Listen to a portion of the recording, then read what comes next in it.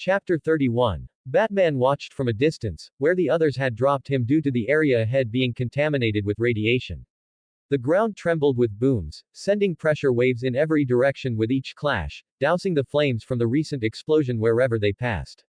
Green constructs, trains, planes, missiles, guns, were conjured only to shatter a second later. Heat vision streaked through the chaos from whom he could assume was Superman.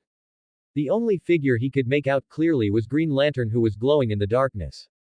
The clash suddenly paused for a moment, and a green figure, much brighter than Green Lantern, appeared in his line of sight. Batman pulled out his night vision goggles and scanned the battlefield.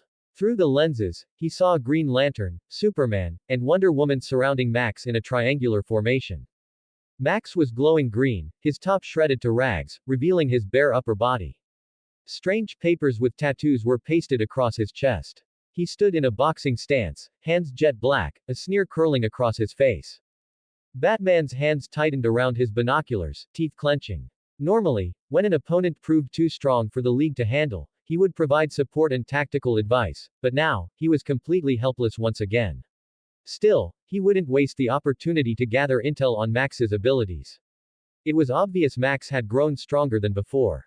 Previously, Batman had hesitated to prepare countermeasures against Max, partly because he clung to the hope that Max wasn't truly a bad person, and partly because no security system is foolproof. If such measures were stolen, it could spell disaster.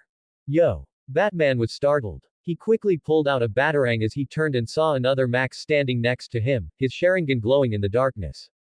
Batman threw a batarang at Clone Max, who tilted his head as it flew past, then exploded, releasing smoke that clouded the area. Batman threw more batarangs into the smoke and stood on guard for a few seconds before whipping around fast, aiming a punch, only to suddenly freeze in place, his fist stopping inches from Max Clone's face. Sealing marks spread across Batman's body as he clenched his teeth, trying to move. Max Clone chuckled. I thought they had left you behind. Imagine my surprise when I saw you here while scouting the area for more of your buddies. He then sat down on the ground, leaving Batman in his awkward position, and watched as the battlefield lit up in another explosion, the fight resuming in the distance. Batman was quiet for a while before speaking. This isn't about fighting for your escape, is it? There are many methods you could use that don't involve this. Clone Max turned and looked at him. Sharp as ever. Yes, you are correct. After all, Boss hasn't fought any of you before, so he relishes the opportunity. What happened to Waller? Batman asked. Boss killed her, of course. You, of all people, should understand Boss more than anyone, Clone Max replied. Batman's jaw tightened. After all, you're not as stealthy as you think, Max Clone said. So you knew. Of course I knew. You slipped up when you thought I had left and showed yourself. And the fact that you didn't tell the others tells me something about you. Batman's voice was calm but firm. I only refrained from alerting the League due to various reasons.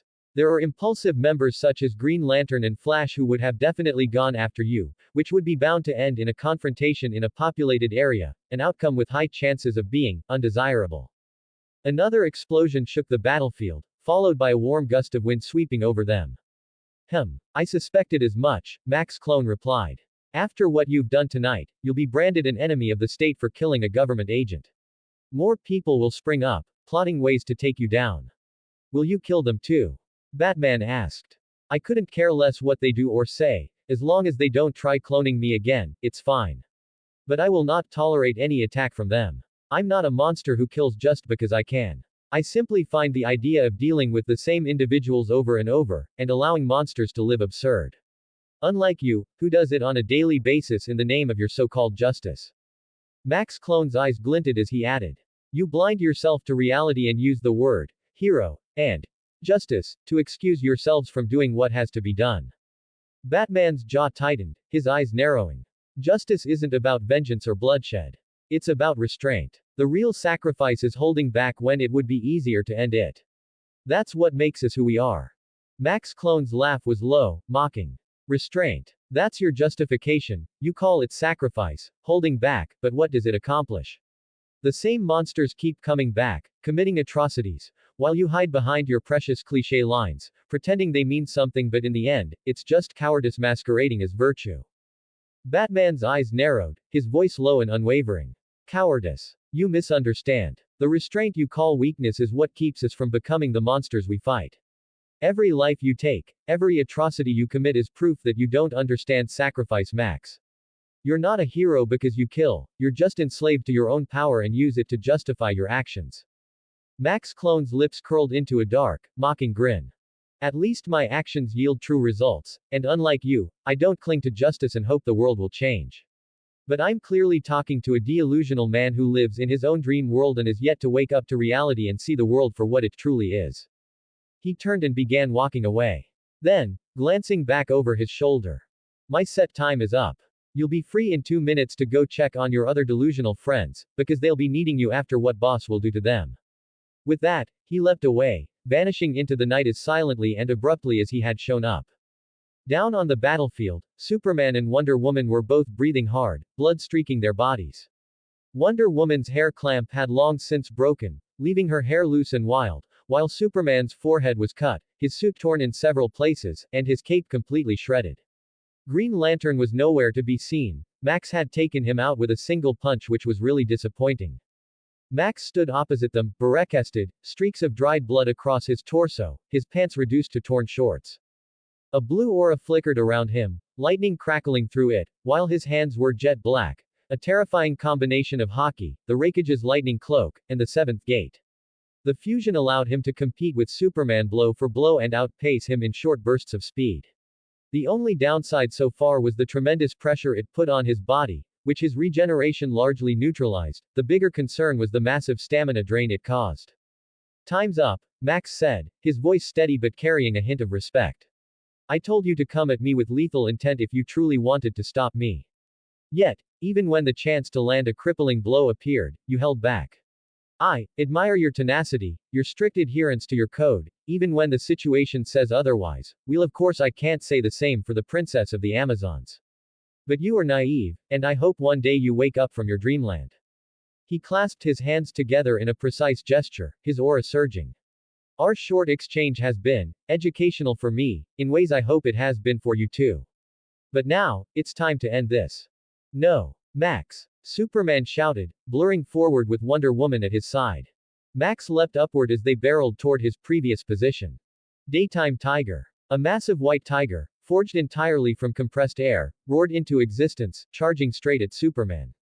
Clenching his fist, Superman slammed it into the approaching tiger, sending a shockwave of air racing forward to intercept it. The two forces collided with a deafening explosion, the air itself ripping apart in a blinding flash as shockwaves surged across the battlefield. The shockwave from the collision ripped across the battlefield, flattening what little vegetation remained and sending pressure waves that forced even Superman and Wonder Woman skidding back. When the dust finally settled, Max's perfect Susanoo towered over the battlefield. Max, having deactivated the gates and the lightning cloak, stood atop its forehead, breathing heavily. He had one last thing to test. The Susanoo reached for its massive blade, ready to unsheath it, when a heavy blow struck its chest. Max's eyes snapped down to see Superman, his fists blurring as he hammered strike after strike into the armored giant, forcing it to stagger backward. Wonder Woman, bloodied but unbroken, staggered to her feet. Summoning the last of her strength, she hurled her golden lasso, wrapping it around one of Susanoo's massive arms and pulling with everything she had. The colossal warrior groaned, its hand dragged toward the ground. Then, in the distance, a boom tube ripped open in the sky. From it emerged Flash, Cyborg, and Shazam, while Batman's Batwing broke off and veered toward the mountains on a separate route. A distance away, Shazam and Flash streaked toward the towering blue figure immediately, sonic cracks trailing in their wake. Cyborg, meanwhile, scanned the battlefield and caught a weak energy signature. He followed it to a massive boulder where Green Lantern lay slumped, his arms broken and limp at his sides, unconscious. Hang on, Hal. I've got you, Cyborg muttered as he carefully lifted him. Opening a boom tube, he stepped through, carrying Lantern to safety. Back within the Susanoo, Max gritted his teeth as blows rained down. Superman and Wonder Woman pressed him relentlessly, each impact shaking his colossal construct. Shazam shot in from above, striking from another angle, while Flash blurred across the battlefield, pelting the giant with heatendrun attacks. The Susanoo trembled, cracks forming across its armor. But Max refused to yield. He poured more Haki into the construct, reinforcing it as fast as it broke. His body burned with strain, his breath ragged. Superman and Shazam shot into the sky, then plummeted back down together, their combined descent creating a sonic boom. They aimed straight for the Susanoo's crown, where Max stood. At the last second, both heroes slammed into something invisible. The force hurled them away, sending Superman and Shazam crashing into the ground on opposite sides of the battlefield. Wonder Woman, still straining against the lasso, was suddenly knocked back as well, her weapon snapping free. Now unrestrained, the Susanoo raised its massive sword. Sparks of hockey raced along the blade, crackling violently as Max's aura surged. In a single motion, the Susanoo unsheathed its blade and unleashed a devastating slash, the very air screaming as a powerful shockwave was unleashed. End of chapter. What's up guys, hope you're all doing good. Just a quick heads up, if you spot any mistakes or missing parts in this chapter, my bad, I was writing it while super drowsy. Anyway, enjoy the read and have a great day, a chill night or whatever. Notice. Yo, what's up guys? Hope you're all doing well. I saw some comments where people were confused about how the MC suddenly has hockey. Let me clear that up real quick. During the time skip, the MC unlocked 3 templates. 1. One belonging to the hero of the Marines, Garp. 2. Another from a certain guy with metal claws. 3. And the last one, the MC's strongest template yet. That's also why things like radiation aren't an issue for him anymore. Now, I know some of you might be thinking, why give him a weaker template when he already has strong ones? Well, there's a reason. The MC's going to need it for things I'm still planning to introduce later in the fanfic. Spoilers. Comic versions of certain characters may show up. As for the latest and strongest template, because of how OP it is, I'll be slowing down its synchronization progress to a snail's pace. It's probably the MC's final template because I don't want to overload him with too many mixed powers, that would just make things messy and hard to integrate properly. Oh, and one last thing, the next chapter is already in the works and I'll probably be dropping it before the end of the day. Stay tuned, legends. 22 comments 0 vote. Chapter 32. Superman barely had time to cross his arms in front of him before the shockwave slammed into him like a freight train, hurling him hundreds of meters across the battlefield. He plowed through rock and soil, carving a trench before finally crashing into the ruins of what had once been a small ridge. Shazam, Flash, and Wonder Woman fared no better. The force hit struck them hard, launching their bodies through the air. Shazam slammed into the ground hard enough to shatter it. Wonder Woman was flung backward, her bracers rattling from the impact before she crashed through a cluster of boulders. Flash was torn from his path, sent tumbling end over end for hundreds of meters until he rolled to a battered stop. Even Batman, who had been closing in aboard the Batwing, wasn't spared. The shockwave caught the craft mid-flight, warnings screaming as the entire jet shook violently. He fought the controls with gritted teeth, but the force had ripped the wings clean off, sending the Batwing spinning out of control. His jaw clenched as he struggled to regain control of a machine that no longer had any. And still the shockwave continued. It raced across the landscape like a blade through paper, unstoppable, carving a path of ruin. Kilometers away, a mountain stood tall against the horizon, only for the force to reach it, tearing straight through the stone. With a deafening crack, the peak split apart, the entire mountainside cleaving clean in two before collapsing in a thunderous avalanche. Silence followed, broken only by the distant rumble of falling rock. The earth itself bore the wound of Max's strike, a scar stretching across the battlefield for kilometers. Dust lingered in the air for a few minutes, then started to clear and revealed Wonder Woman, who was sprawled on the ground, unconscious, her chest rising and falling in shallow, uneven breaths. Dust clung to her loosened hair, her shield cracked beside her hand. Superman groaned as he shoved rubble off his body, face smeared with dirt and blood. He tried to stand, pushing against the ground with trembling arms, but his legs buckled beneath him. His chest heaved, every breath labored. Finally, he collapsed onto his back, staring up at the smoke-filled sky, his body refusing to rise any longer. Flash had fared slightly better, his speed saving him from the full brunt of the attack. Even so, he winced as he clutched his leg, bones fractured where debris had struck him. The fastest man alive was reduced to a pained crawl, unable to do more than grit his teeth and hold on. From beneath the torn earth, Shazam erupted upward in a blast of lightning and fury. His brow was bloodied, his eyes burning with rage as he wiped his face with the back of his hand. His fists clenched, his cloak shredded, he glared at the fading figure in the distance.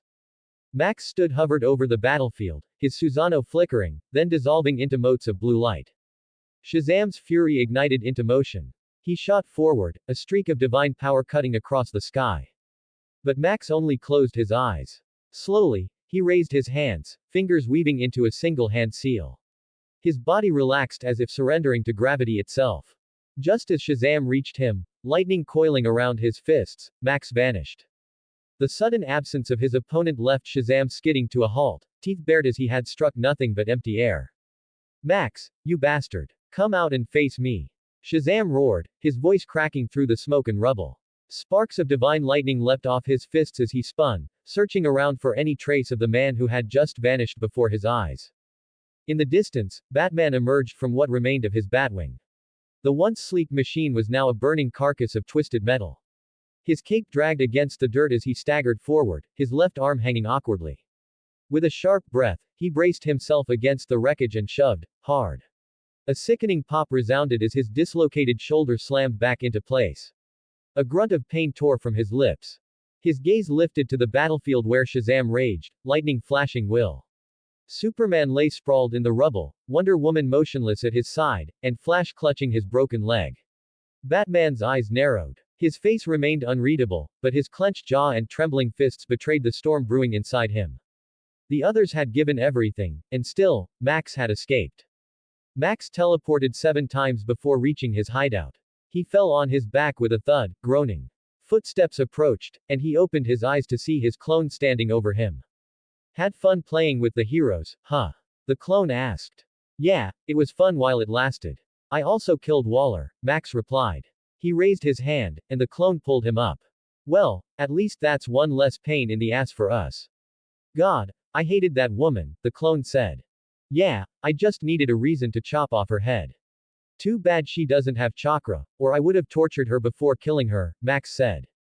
You could have done it the normal way, the clone replied. I find the idea of physically torturing a woman, no matter who it is, very unappealing. Besides, I wouldn't have had the time. That B*TCH had a nuke ticking down, and I was too late to destroy it, Max said. Must have been a rare sight. I've never seen a nuke go off, the clone said. It was. Why haven't you dispelled and relayed the information instead of having this pointless conversation? Max asked. Well, you need to see something first. Something really serious, the clone said. It's about the girl from the dream, isn't it? Max asked, his expression turning serious. Yes, kind of. Follow me, it'll make explaining things easier, the clone replied. He led Max deeper into the hideout. They passed the ghetto statue and arrived at a door. The clone pressed its hand on the door, infused chakra into it, and it opened. Inside, on a small bed, a young girl slept. So this is the girl from the dream, my clone? Max asked. Yeah, kind of. But it would be more appropriate to call her your daughter, due to the age difference and the fact that even a female version of you wouldn't look like that. I mean, you have transformed into a female version of yourself before to see how you would look.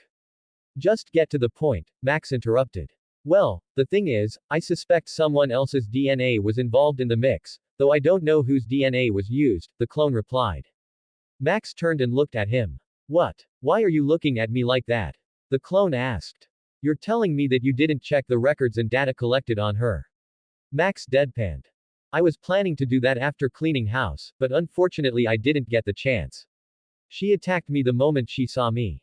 But don't worry, I destroyed the place before I left, the clone replied.